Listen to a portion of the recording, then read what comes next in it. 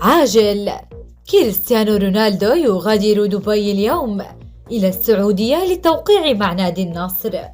وأفادت صحيفة ماركا الإسبانية واسعة الانتشار انتقال النجم البرتغالي كريستيانو رونالدو إلى صفوف النصر السعودي خلال أيام، حيث سيوقع على عقد يمتد حتى يونيو 2025.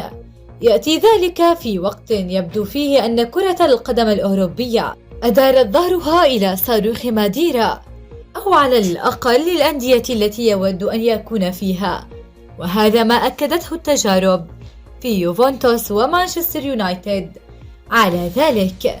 وذكرت ماركا أن المفاوضات بين الدون وإدارة النصر السعودي بدأت بالتوازي من وداعه مانشستر يونايتد الإنجليزي، ومن المنتظر حسب المصدر أن تتم صفقة الانتقال قبل نهاية العام الجاري ولمدة موسمين ونصف الموسم بقيمة 200 مليون يورو.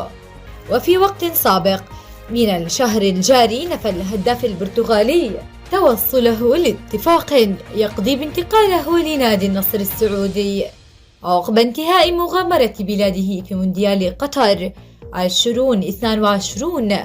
وبات رونالدو لاعبا حرا بعد فسخ تعاقده مع مانشستر يونايتد الإنجليزي الشهر الماضي. أثيرت بعدها تكهنات حول موافقة اللاعب على عرض سخي من النصر السعودي.